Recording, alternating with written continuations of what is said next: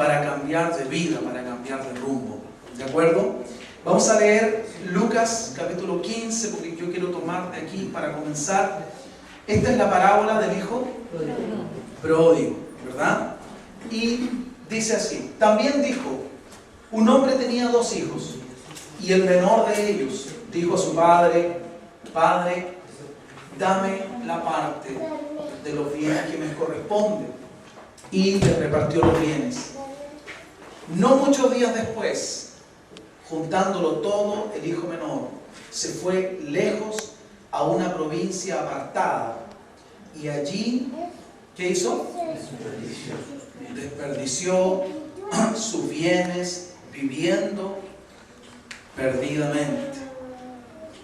Cuando todo lo hubo malgastado, vino una gran hambre en aquella provincia y comenzó a faltarle. Un momento, hermano. Y comenzó a faltarle.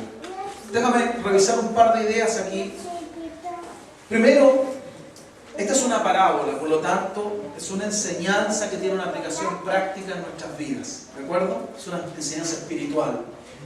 Y aquí hay un padre que tiene 2 hijos, ¿verdad? Y el menor, dice la Biblia, le viene al padre un día y le dice: Padre, dame mi parte, dame lo que es mío. ¿De acuerdo? No le está pidiendo nada indebido, no le está pidiendo nada que no corresponda, solamente le está pidiendo lo que es justo. ¿De acuerdo? A veces nuestras peticiones delante del Señor son muy justas, pero no nos convienen. Amén. Luego dice que el padre les repartió los bienes. Fíjate, Padre, dame la parte de los bienes que me corresponde. ¿Y qué hizo el padre? Fíjate que el padre era un hombre muy justo, porque no solamente le dio el hijo que le pidió, sino que, dice, les repartió. Llamó al otro hijo y le dijo: hijo, ¿sabes qué? Tu hermano me está pidiendo esto, así que esto es lo que corresponde a cada uno. Que Dios nos dé ese sentido de justicia, hermanos. Eso es lo que no hizo Jacob, ¿sí o no? Él tenía un favoritismo por uno. Este padre manifiesta un corazón bastante apegado a lo que es justo. Pero mira, el menor le pide al padre un día algo, y no muchos días después, lo que sugiere que tenía orquestado todo este tema. Él había planificado algo. No muchos días después, juntándolo todo, el hijo menor se fue, y se fue lejos. La intención que estaba en el corazón de ese muchacho, de ese hijo joven, era estar apartado del ojo, de la vida, de los principios, de todo lo que su padre representaba. Se fue a vivir lejos y dice que desperdició sus bienes viviendo perdidamente. Uno puede vivir enfocadamente, uno puede vivir correctamente, o puede tomar también la decisión de vivir perdidamente. La decisión depende de cada uno, ¿verdad? Cuando todo lo malgastó, vino una gran hambre en aquella provincia, y yo te aseguro que esto representa la mano de Dios, ¿de acuerdo?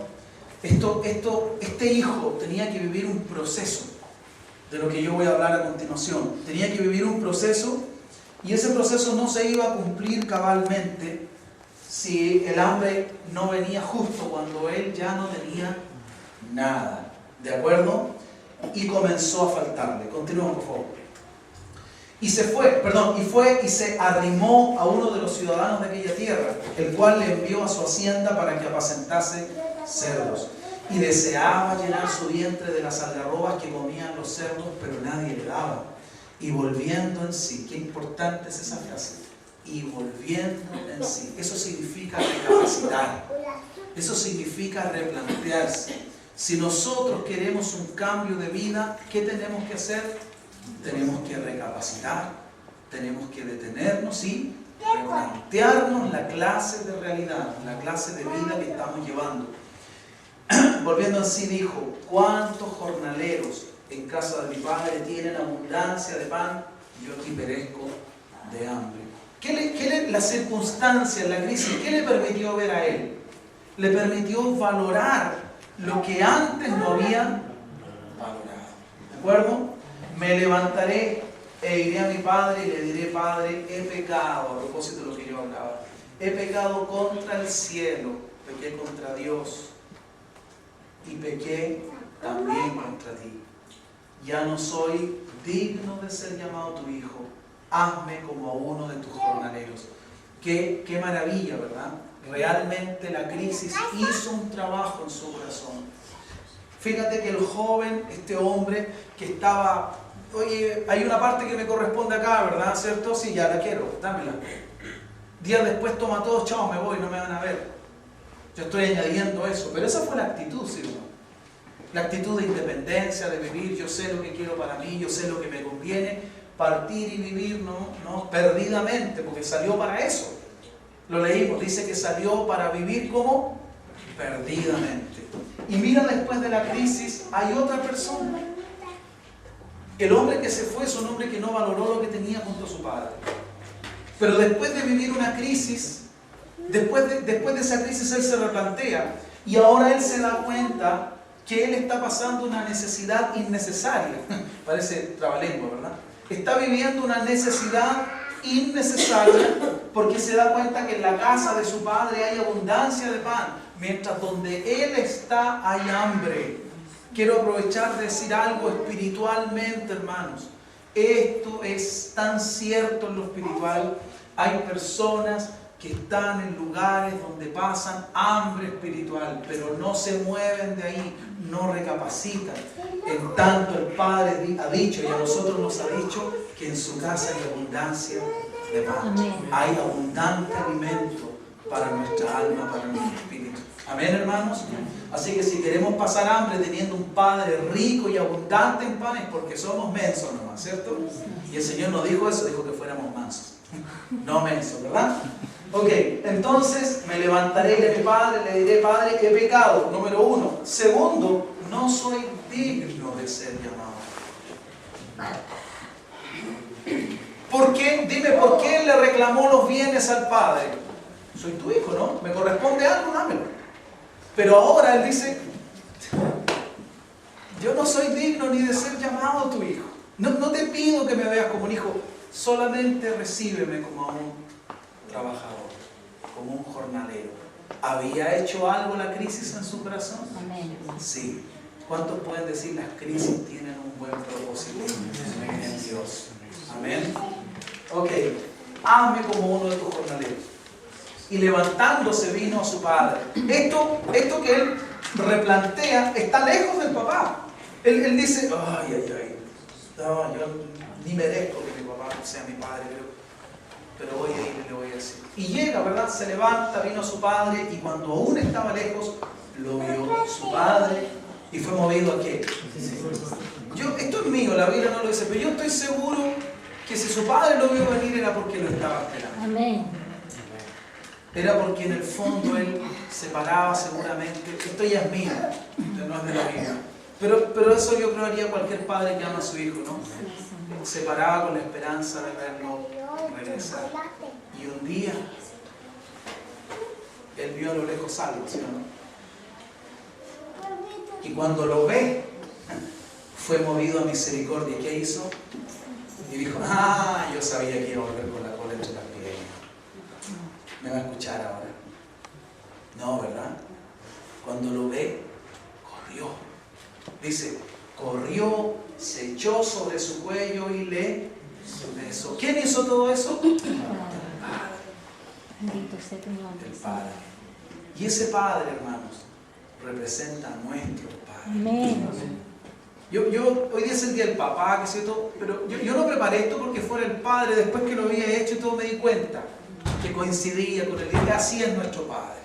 ¿Cómo no darle la honra a la gloria de nuestro Padre? Padre celestial, que es así de bueno, así de misericordioso. Y el hijo le dijo, Padre, lo que pensó, he pecado contra el cielo y contra ti, ya no soy digno de ser llamado tu hijo. Pero el padre dijo a sus siervos, el hijo le está hablando, está diciendo el pesar, la tristeza, que reconoce lo que ha hecho. Pero el padre dice a sus siervos, no sé cómo les habrá dicho, siervos, qué sé yo, saquen el mejor vestido, vístanlo. Y pongan un anillo en su mano y pongan calzado en sus pies. ¿Qué hizo el padre? Lo restauró, lo dignificó. Si el padre dijo póngale calzado en sus pies es porque una de dos, o su calzado estaba en deplorables condiciones o porque ya no tenía calzado. Si pidió que sacaran un vestido y lo vistieran, era porque su ropa seguramente ya no era digna, ¿verdad? Y que le pusieran anillo en su mano es de alguna manera el reconocimiento. Tú eres mío, tú eres mi hijo, sigues siendo mi hijo. Aleluya, Jesús. ¿Qué hizo el Padre? Lo restauró. Lo restauró. El Hijo ni siquiera esperaba nada de esto. Solo quería un lugar donde poder trabajar como un jornalero. Pero en el corazón del Padre había una oportunidad mayor. ¿De qué estaba hablando? De que Dios ha preparado para nosotros mayores y mejores oportunidades. No sé si por la fe tú lo tomaste ya. Bien. Y no solo eso, traigan el becerro gordo, mátenlo, comamos, celebremos, hagamos una fiesta, porque mi hijo estaba muerto y ha revivido, se había perdido y es hallado, y comenzaron a regocijarse. Hermanos, este hombre tuvo la oportunidad de cambiar. Tenía una vida, malgastó esa vida, vivió perdidamente, pero había en el corazón de su padre una oportunidad para él, para cambiar. Y cambió. ¿Le cambió el rumbo? ¿Le cambió la vida? Claro que le cambió la vida, porque él dejó de ser un hombre necesitado, volvió a ser el hijo del Padre, volvió a ser el que tenía para saciarse, el que tenía para sus necesidades. De haber sido un hijo pródigo, volvió a ser el hijo del Padre. Me dejó entender, y cambió su vida de una vida precaria, de necesidad, volvió a una vida de abundancia, rodeado de todo el bien que su Padre le podía prodigar. Bueno, es lo que de alguna manera Dios nos está tratando de hacer entender. Israel, ahora que tenemos clara esta figura, Israel tuvo una promesa de Dios cuando eran esclavos en Egipto. Dios le prometió una tierra. Les prometió una tierra. Israel no le pidió a Dios una tierra, pero Dios le ofreció a Israel una tierra, al pueblo. ¿Me dejo entender? Todo lo que querían los israelitas era ya no ser más esclavos, ya no vivir más bajo esa opresión. Y la Biblia dice que el clamor de ellos subió a la presencia de Jehová. Y Jehová escuchó y levantó un libertador. ¿Cómo se llamaba? Moisés, ¿verdad? Y Dios le ofrece a Israel no solo la oportunidad de ya no ser esclavos, sino le ofrece una tierra soñada, hermano. Es un Dios de oportunidades mayores, ¿o no? Sí. Amén. Yo les dije, la Biblia está llena de eso. Lo que pasa es que no lo vemos. Pero le ofreció una tierra soñada. Y esa tierra prometida era una oportunidad de Dios para una vida mejor, para un futuro mejor. Lamentablemente Israel nunca lo entendió así. Lamentablemente Israel desaprovechó la oportunidad. Y aquí quiero yo que podamos introducirnos en un tema, pero vamos a orar un momento. Señor, danos oídos y ojos y corazón entendido, Padre. Yo muchas veces te pido esto porque es lo que necesitamos. Ojos para ver, oídos para oír y un corazón entendido para entender lo que tú nos quieres enseñar hoy día, Señor. Yo sé que estamos viviendo un tiempo espiritualmente crucial en el que tú nos has dicho, Señor, este hijo lo único que esperaba era ser un jornalero, pero tú le preparaste una mejor oportunidad. Nosotros lo único que te hemos pedido por mucho tiempo, por años, es, Señor, queremos estar contigo. Y tú nos has dicho, al igual que a Salomón, que por cuanto no te pedimos riquezas, bienes y cosas, tú nos vas a añadir aún lo que no te pedimos, Señor. Nos estás hablando de oportunidades mayores. Y, Señor, tenemos que aprovecharlas. Pero para poder ver esas oportunidades, a veces hay que correr el velo que nos impide ver. Abre a través de tu palabra nuestros ojos, Señor, para que nada, para que ni el mundo, ni el diablo, ni la carne nos puedan robar estas bellas oportunidades que tú has preparado para nosotros, Señor. Te damos gracias en el nombre de Jesús. Amén. Amén. Hermanos, ¿por qué Israel desaprovechó Uno puede pensar, ¿verdad? Bueno, primero decir que nuestras vidas giran en torno a puntos referenciales, a ideas, a pensamientos. Yo hablé un poco de eso ya. Son puntos o son centros alrededor de los cuales nosotros vamos edificando nuestro vivir. Es decir, lo que hacemos o dejamos de hacer, lo empezamos a hacer en función de esos centros, de esos puntos o de esas ideas. Tomamos asimismo decisiones y definimos prioridades en función de esos puntos. ¿Me están siguiendo, verdad? ¿Sí? Perfecto. Por lo tanto, esos puntos, esas ideas, se vuelven determinantes para la clase de vida que vamos a tener. En definitiva, el que yo haga de esos centros, puntos, ideas, lugares, personas o cosas una prioridad, determinará la vida que yo voy a tener al final. ¿Me entendieron bien, cierto? Perfecto. Uno de los principales problemas que tenemos es que la mayoría de las personas están tan involucradas en ese sistema, giran de tal manera alrededor de esos centros o puntos, que no se dan cuenta cómo van edificando y definiendo la vida que van a tener en función de las prioridades y decisiones que escogen. ¿De acuerdo? Yo me recuerdo, hermanos, paréntesis, yo era, no sé cuántos años habré tenido, pero estaba en sexto básico. Y llegaron al colegio donde yo estaba, llegó gente del Comité Olímpico de Chile. Y llegaron a probar a algunos niños, yo era niño todavía, que pudieran tener condiciones atléticas. Yo me recordaba que cuando yo iba en primero básico ya tenía unas compañeritas que iban al Comité Olímpico. Pero imagínate, pasaron años y en sexto otra vez andaban reclutando gente. Y me acuerdo que a mí me llevaron, incluso yo estuve yendo al Comité Olímpico, pero costaba, había dinero de por medio, y yo tenía que tener a alguien que me trasladara, que me trajera, y en mi familia no estaban esas posibilidades. Tal vez yo hubiese sido un Tomás González. No creo así, pero porque de hecho eso se parte muy de pequeño, pero por alguna razón estaban reclutando a gente con aptitudes, digamos, o con habilidades atléticas.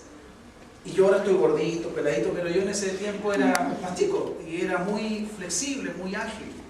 Bueno, si yo hubiese tomado, o mi familia hubiese tomado una decisión, es muy seguro que hoy día no hubiera estado acá. ¿Me dejo entender?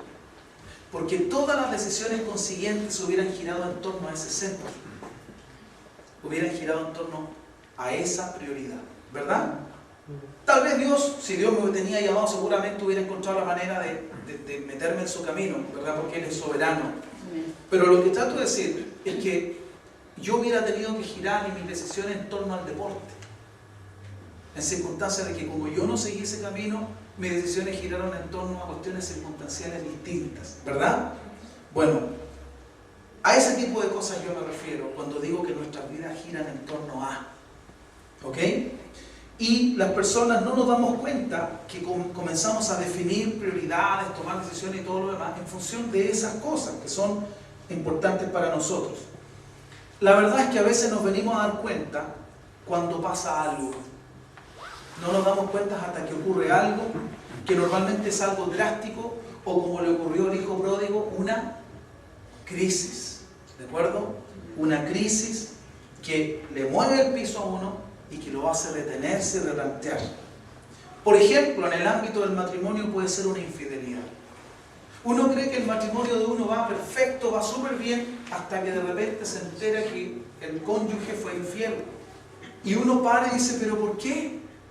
¿Pero qué no hice? ¿O qué dejé de hacer? ¿O qué hice yo? ¿O por cómo iba tan mal esto? ¿Cómo no me di cuenta? ¿Me dejo entender? Y eso porque yo puse otra cosa antes que el matrimonio. Dejé de darle la prioridad al matrimonio, dejé de darle el lugar que le corresponde. ¿Me están entendiendo, verdad? Ok, no pasa porque sí. Con los hijos. También pasa con los hijos. A veces uno no se da cuenta que hay problema con los hijos hasta que aparece algún vicio, drogas, alcohol, ¿verdad? O alguna otra cosa similar, o problemas conductuales o problemas delictivos. Uno no se da cuenta a veces que hay tal clase de problemática con los hijos, hasta que hay una crisis, estalla algo fuerte que remece todo y que hace que uno se detenga. Mientras eso no pasa, uno trabaja, el otro estudia, el otro... ¿Es así o no es así? En la mayoría de los casos es así. En lo financiero también ocurre. De repente uno no se da cuenta que las finanzas andan tan mal hasta que encuentra una carta de embargo. Ahí se da cuenta que tiene problemas económicos serios. ¿Verdad?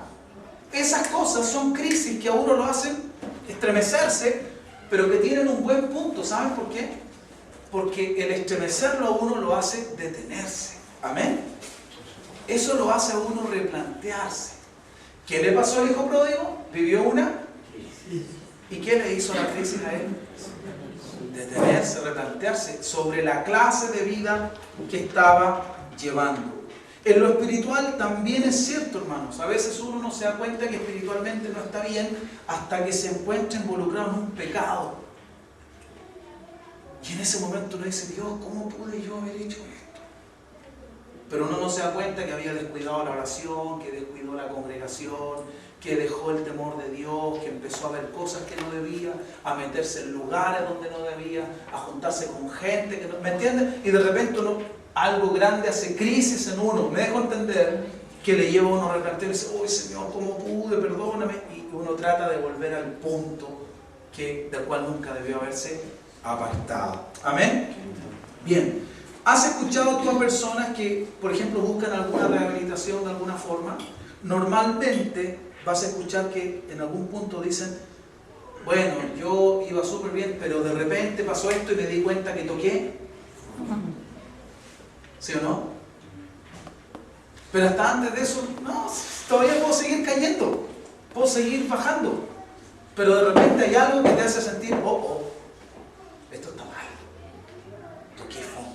¿Me entiendes, verdad? Lo malo de tocar fondo es que significa que bajaste bastante. Lo bueno de tocar fondo es que no puedes seguir bajando más. Ya llegaste a lo más bajo. Ahora lo bueno es que el camino puede solamente ser hacia si uno se reorienta adecuadamente. ¿Se entiende? Ok. Bueno, algo pasa entonces cuando hay crisis que a uno lo hace replantearse. Y el hijo pródigo, como dije, es un ejemplo de esto. Él estaba tan metido con este centro, con este punto, con este, digámoslo, proyecto de vida. ¿Cuál era su vida? Tengo plata, la voy a disfrutar, voy a vivir la vida loca. Eso es lo que quería. Quiero irme a vivir la vida loca, quiero disfrutar. Soy joven, tengo plata, el mundo es grande. Mundo, espérame, ahí voy. ¿Cierto? Bueno, y el mundo le salió al encuentro. Ok. Y no fue sino hasta que hubo una crisis que lo golpeó a él. Ni siquiera fue una crisis que golpeó alrededor. Fue una crisis que lo tuvo que golpear a él directamente, que lo hizo recapacitar. Cuando él vio, cuando él se da cuenta que él quiere comer la comida de los cerdos, eso es estar bien abajo, hermanos. Porque te recuerdo que este hombre era un judío. O sea, Jesús le está hablando a los judíos. Y los cerdos son lo más inmundo para los judíos. Los cerdos no pueden, los judíos no comen cerdo. Imagínate, él quería comer la comida que comían los cerdos. Imagínate lo mal, lo bajo que había caído. ¿Me entienden, verdad? Trabajando para los cerdos, etc. Bueno, en fin. Este cambio que nosotros vemos que él tuvo, vino por causa de haber recapacitado. No vino solo, no fue casual. No es que un día él está ahí, al otro día está en el papá, todo bien, fantástico. No. Esta crisis gatilló que él se detuviera a considerar su estado, pero el reconsiderar su situación vino gracias a la crisis. ¿Se entiende el efecto dominó, verdad? Entonces fue que él reconoció que había vivido alocadamente, que había tomado decisiones insensatas. Entonces, y solamente entonces, él pudo valorar la oportunidad que tenía viviendo en la casa de su padre y siendo el hijo de su padre. Oportunidad que hay que decir siempre tuvo, pero que él era incapaz de ver porque su corazón estaba siendo movido por otras cosas. Su corazón estaba siendo movido por otros puntos, por otros centros, por los cuales él tomó decisiones y definió prioridades, ¿verdad? Perfecto. Pero fue cuando él entendió, fue solo cuando él entendió su condición que él pudo decir: volveré a la casa de mi padre. Y fue al volver que su vida cambió. Fíjate, no fue cuando él, estando en lo mal, en su condición mala, no fue estando ahí que él dijo: voy a volver a la casa, que su vida cambió. No, o sea, no bastó ni siquiera con que él tuviera el pensamiento correcto. Ese pensamiento tuvo que materializarse en un hecho concreto. Él tuvo no solo que pensar correctamente, sino que actuar correctamente, ¿verdad? Para tener un cambio. Y el cambio, con la ayuda del Padre, fue mejor de lo que él pensaba, ¿verdad? Él solamente esperaba tener un lugar donde vivir y comer, y el Padre lo restauró 100% como un hijo suyo. Fue mejor. ¿Amén?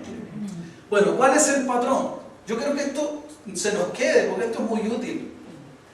Quiero que nos quede este patrón. Vivir la vida en nuestros propios parámetros, tomando la parábola del hijo pródigo, corresponde a querer irse de la casa. ¿Sí o no? Eso es lo primero. Luego, ser golpeado por una crisis. ¿Cuál fue la crisis de él? El hambre que azotó esa provincia. Mira qué casualidad, ¿no? El mundo es tan grande. Y justo en esa provincia, ¿verdad? Él podría haber dicho que soy quemado, ¿verdad? Cuando en realidad estaba siendo bendecido. Fíjate que esa gran necesidad era una bendición del Señor, era una oportunidad de Dios para que él se encarrilara por fin. Luego, el detenerse y considerar, que es cuando él dice: en la casa de mi padre hay abundancia y yo aquí perezco de hambre. Posteriormente, abrazar el pensamiento correcto: volveré a la casa de mi padre. Y finalmente dejarse mover por el pensamiento correcto, que fue: para allá vive mi papá, ¿cierto? O sea, salir de ese lugar. ¿Qué le había pasado a él? Entre otras cosas, se había estancado, ¿sí o no? Llegó a un punto de estancamiento, estaba ahí no viviendo, sino tratando de sobrevivir. Hermanos, Dios no desea que nosotros estemos espiritualmente sobreviviendo. Él nos dio vida y vida en abundancia. Amén. Y si tú, si yo estamos apenas sobreviviendo, es porque seguramente estamos en una situación de hambre que nosotros mismos provocamos. ¿Por qué? Porque en la casa del Padre, ¿qué hay? Abundancia de pan. Dios no tiene escasez nunca, hermanos, nunca. Aquí los mercados se pueden estar cayendo a pedazos y Dios sigue en su trono, las calles siguen siendo de oro. ¿Me entiendes? Dios no tiene ningún problema. Amén. Bueno, fue entonces que la vida de él cambió. ¿Qué hubiera pasado si él, incluso después de darse cuenta de su condición, no hubiera regresado? Incluso después de decir: oh, yo estoy aquí, están todos bien allá, y ahora le voy a decir a mi papá, le pequé contra el cielo, contra el... Él realmente estaba arrepentido. Pero ¿qué hubiera pasado si incluso después de pensarlo, él hubiese dicho: pero me da flojera ir, no, me da vergüenza ir, está muy lejos,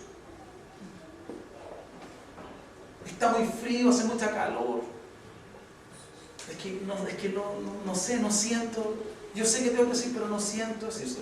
¿Saben? Esas son las cosas que decimos nosotros. Son las mismas cosas que nosotros decimos. ¿Qué hubiera pasado si él se hubiera quedado en eso? Aún después de entender lo que debía hacer, ¿qué hubiera ocurrido si él no lo hubiera hecho? ¿Hubiera cambiado su vida? No, hermano. Yo estoy seguro que su vida hubiese ido de mal en peor. Por lo tanto, darse cuenta de su realidad, fue parte de la oportunidad que Dios le estaba ofreciendo y gracias a Dios, Él la aprovechó. Nosotros debemos hacer lo mismo. Dios, vuelvo al principio, Dios le ofreció a Israel la oportunidad de cambiar de rumbo, de cambiar de destino, de pasar de ser gente esclava a ser hombres libres, de pasar de vivir con lo justo a tener una vida abundante. La tierra fluía, ¿qué cosa? Leche y miel. Pero ellos no quisieron. ¿Qué fue lo que compartí yo el miércoles acá? Jerusalén, Jerusalén, ¿cuántas veces quise juntarte? ¿Verdad? Como la gallina a sus polluelos bajo sus alas, pero no quisiste. ¿Quién dijo eso? Jesús. Jesús estaba diciéndole a su pueblo allí, diciéndole: Jerusalén, Jerusalén, que matas a los profetas. ¿Por qué mataban a los profetas? Porque el profeta le venía a decir: esa no es la vida, ese no es el camino, tienes que salir de ahí. Mira, Dios, que cállate, yo quiero vivir mi vida loca. Como Ricky Martin. Él está viviendo su vida loca, hermanos. ¿Verdad? Está feliz viviendo su vida loca, bien loca que está viviendo su vida. Pero cuando llegue al final del camino, hermanos, ninguno de la gente que le aplaude y que levanta pancartas lo va a poder ayudar del destino que Él está trazando para él y para miles y millones de personas que han visto en su destape una oportunidad para decir: esto es lo más normal. Me dejo entender. Todo tiene un precio, hermanos. Qué bueno es Dios que a nosotros nos ha puesto la película clara. ¿Sí? Hay que darle las gracias. Es una oportunidad que Él nos dio. Bueno, Israel desaprovechó la oportunidad. Triste, ¿verdad? Pero, y esto es lo que quiero que nosotros analicemos, debió haber algo tuvo que haber gatillado ese rechazo de Jerusalén a Cristo, ese rechazo de Israel a la tierra prometida, a Dios y a lo demás. Y eso es lo que yo quiero compartir. Quiero hablar de lo que he visto. No voy a terminar hoy día, ya sé. Pero yo quisiera que ustedes me escuchen, hermano. Bueno, me han escuchado atentamente, pero quisiera que me escuchen con el corazón. Para cambiar, se requiere no solo entender la necesidad del cambio. Para cambiar, se requiere no solo entender la necesidad del cambio, sino especialmente mostrar disposición al cambio. ¿De acuerdo? ¿En qué mostró el hijo pródigo su disposición? En que se encaminó hacia donde debía. Él recibió luz. ¿Y qué hizo con la luz que recibió? La usó. ¿De acuerdo? No solo dio, la luz no solo le mostró la necesidad, le mostró el camino por el cual tenía que transitar para salir de su problema. ¿De acuerdo? Y Dios es luz para nosotros, hermanos. Cuando nosotros, el Señor nos da un consejo, no lo podemos dejar pasar. No, ¿sabe por qué? Porque es una oportunidad de Dios para nosotros. Cuando a mí Dios me dice: Gabriel, te voy a decir, este problema tú lo tienes por esto. Dios no quiere que yo diga: sí, Señor, es verdad. Él quiere que yo haga lo que Él me dijo para poder salir de esa situación. Si yo lo hago, voy a salir de ese problema. En un tiempo ya no va a ser un problema, va a ser un problema superado. Pero si yo, sabiendo lo que debo hacer, todavía decido no hacerlo, voy a continuar en el problema, y peor, porque aún voy a ser ahora más responsable, sabiéndolo y no habiéndolo hecho. ¿Me dejo entender? Amén. Entonces, no solo es necesario entender la necesidad del cambio, sino tener una disposición para el cambio. Y en el proceso de cambiar lo que sea, nosotros vamos a encontrarnos con oposición.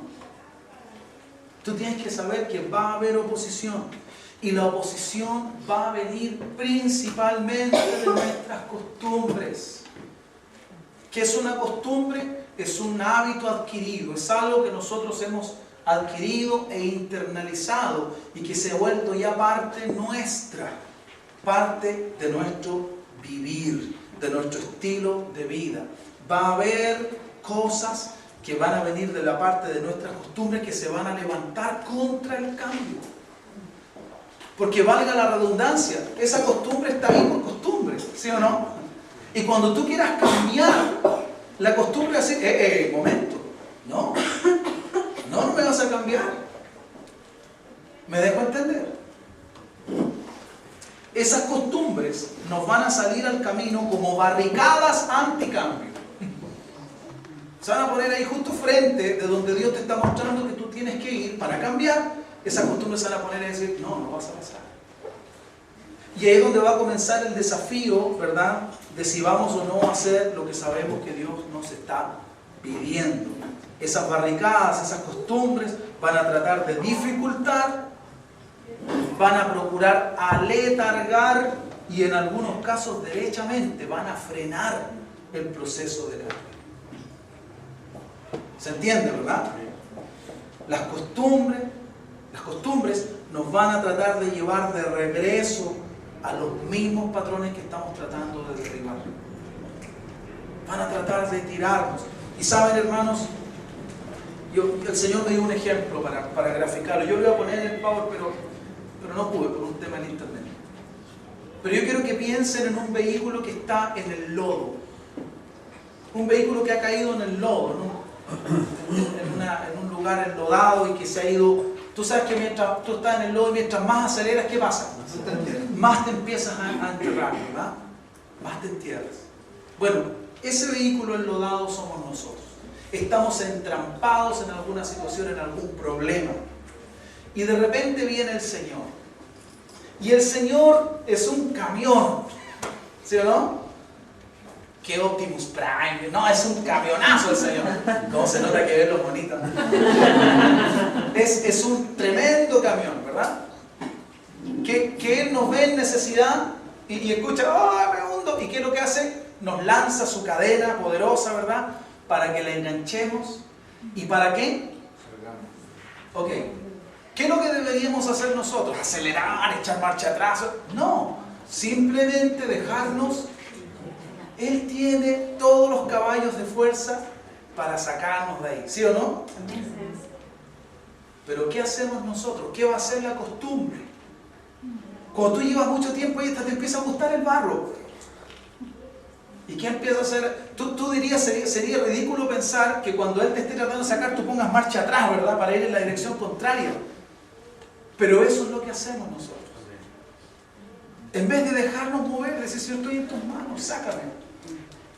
Y si tú ves que Él viene con su tremendo camión, con su tremenda cadena, no es para echarte la cadena encima, es para sacarte de esa condición. Pero nosotros comenzamos a batallar, a luchar en nuestras fuerzas y hacemos nuestra situación. ¿Qué tenemos que hacer? Mostrar disposición para que Él haga lo que Él sabe que tiene que hacer. Él sabe cómo hacerlo. ¿Qué me gusta cuando yo estoy predicando y sé que el Señor le está hablando a mí? Lo veo en sus rostros. Bueno, la gloria es del Señor, obviamente. Entonces, esas costumbres que nos tratan de llevar atrás,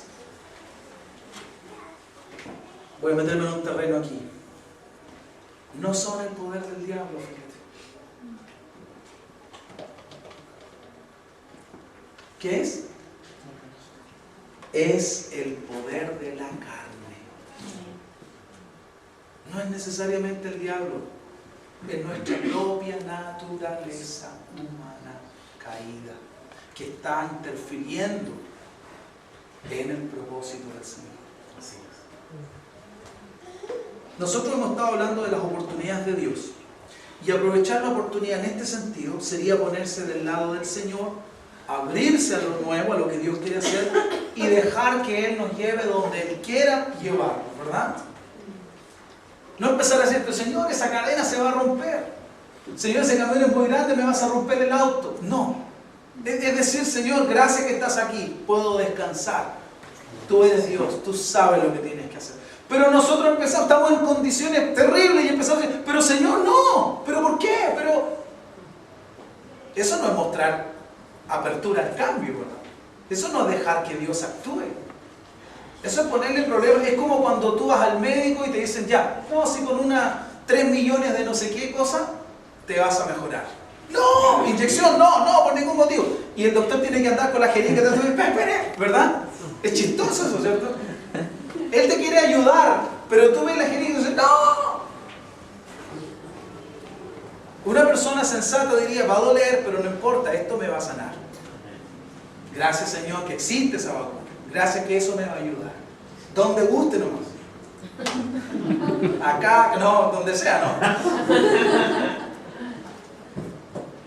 Y voy a salir de ahí sabiendo que todo va a estar.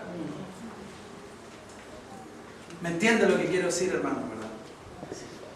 Bueno, para que Dios pueda hacer lo que quiere hacer, tendremos que oponernos a esa fuerza de la costumbre. Déjeme darle un ejemplo para que se entienda todavía mejor. Hablamos del hombre del estanque, ¿cierto? Del pozo de Betel, del estanque, ¿cierto? Jesús le dice, ¿quieres ser? ¿Y qué le respondió el hombre?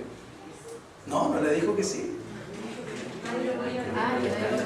De hecho, lo que debería haberle dicho era, sí, Señor, por fin alguien se compadece. Gracias, Jesús, sí, estoy deseoso de ser sano. Eso no es para mí, no es mío. Bueno, entonces, no hay problema, no te preocupes. Pero ¿qué le dice el hombre? ¿Qué le dice? Nuestra hermana tiene su mamita hospitalizada, entre paréntesis. ¿Qué le dice este hombre al Señor cuando le dice quiere ser sano? El hombre le mira si lo ves con otros ojos. Le dice, no tengo quien me meta en el estanque. Él estaba actuando bajo el poder ¿de qué?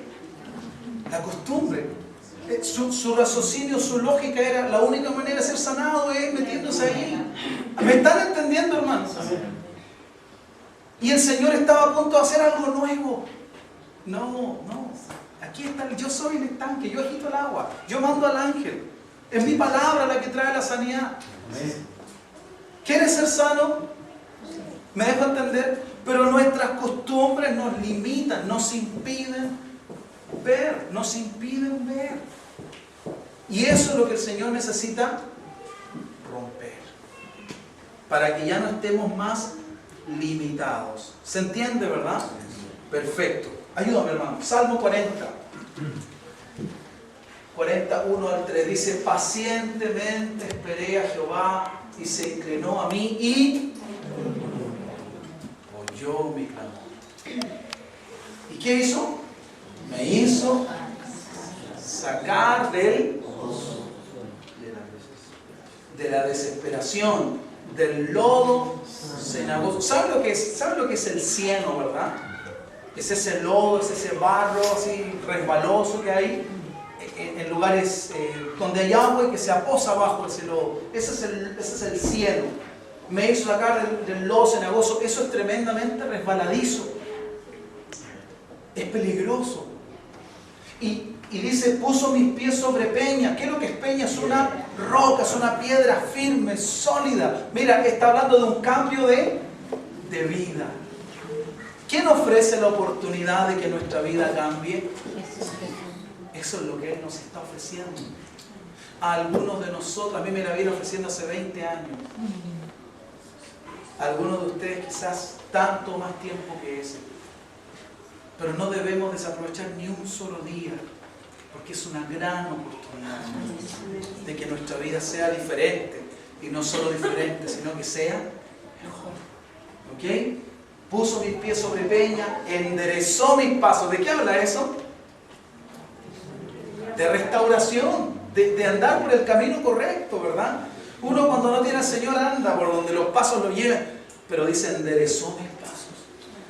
Me restauró, me levantó, me hizo caminar correctamente. Yo les he dicho, hermanos, la única manera de saber que una persona está bendecida por Dios no es porque tiene mucho dinero. Pero ¿cómo? Si tiene que ser el Señor que me bendice. Cuidado con ese parámetro. Una persona bendecida por Dios es una persona que está caminando con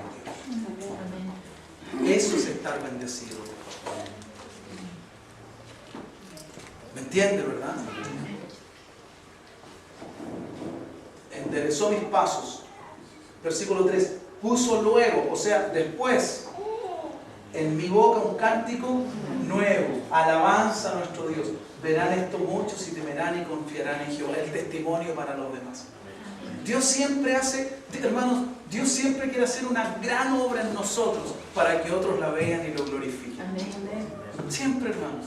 Para Dios, digámoslo así, Señor, es un buen negocio hacer algo hermoso en nuestra vida. Porque si lo que Dios desea es que la gente se vuelva a Él y lo reconozca, ¿qué pasó? ¿Qué pasa cuando el Señor sana a una persona? Tal vez la gente no se vuelve y lo sigue, ¿verdad? Pero la gente dice, oye, esto fue de Dios, ¿cierto? Y le da, aunque sea por un instante, le da la gloria al Señor, ¿verdad? Hoy esta persona estaba desahuciada y ahora está súper bien. No, fue un milagro, ¿verdad? ¿Y los milagros quién los hace? El Señor.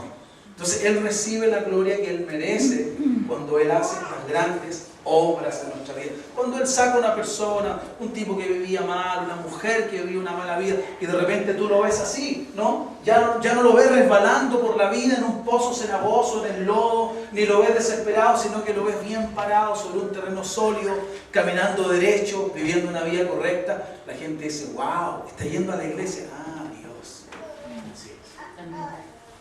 Y Dios recibe su porción. Pero algo antes de avanzar. Fíjate que cuando tú estás en el pozo de la desesperación, cuando tú estás pisando sobre un terreno poco sólido, como es un lodo cenagoso, no hay alabanza, hay clamor. Ese es el momento para clamar a Dios. La alabanza viene después, cuando Él responde el clamor y cuando Él nos saca de la desesperación. Amén, hermanos. ¿Sí? Perfecto. Eso suele ocurrir.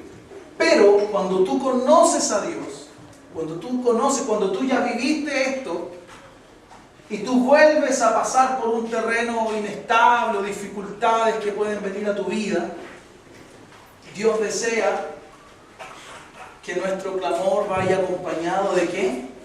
De alabanza. Porque a esa altura se supone que ya deberíamos saber que Él nos va a rescatar. Amén. Ya lo conocemos. ¿Amén? Perfecto. ¿Se entendió entonces, verdad? Ok. Leamos otro versículo, hermanos. Yo creo que con esto vamos a concluir. Sí, aquí vamos a terminar. Lucas 18:35. Esta es la historia de un hombre ciego que fue sanado por Jesús. Recibió la vista. Era ciego, recibió la vista. Dice, aconteció que acercándose Jesús a Jericó, un ciego estaba sentado junto al camino, haciendo ¿qué cosa? Mendigando, o sea, pidiendo, ¿verdad? Pidiendo dinero.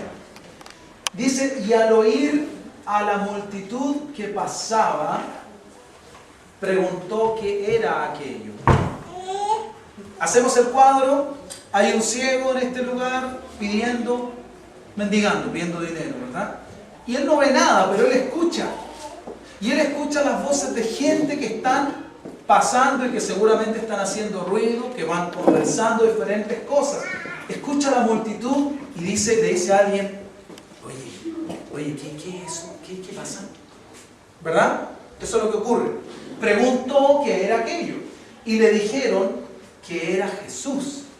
Jesús estaba pasando por ese lugar. Jesús Nazareno. Entonces, esto obviamente nos hace a nosotros entender de que él sabía quién era Jesús, ¿verdad?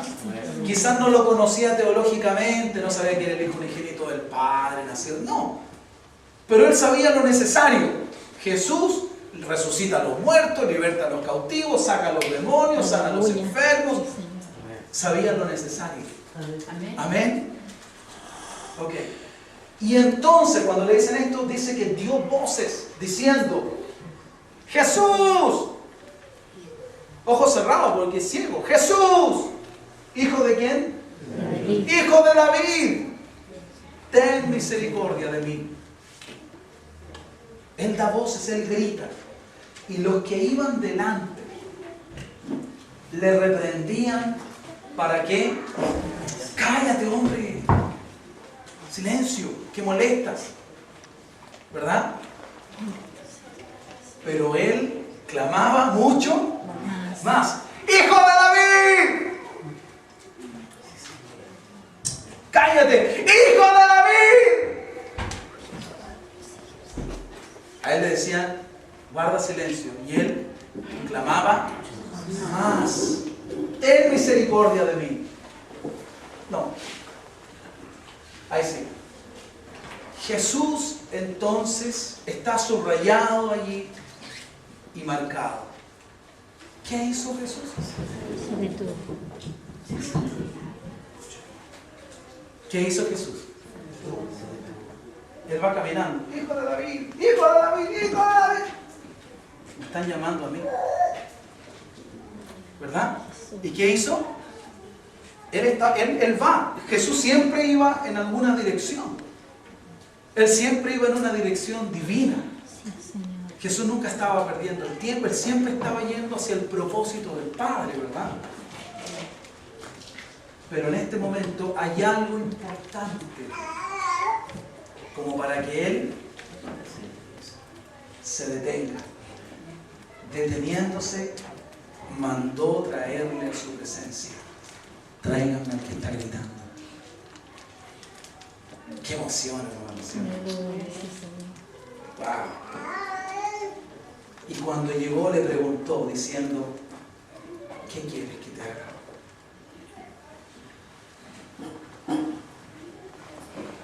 Y él dijo, Señor, que reciba la vista. ¿Ese hombre estaba feliz? ¿Estaba feliz o no? ¿Ah? Pero claro, hermano, se lo habían hecho callar. Lo habían hecho callar. Había una fuerza de costumbre.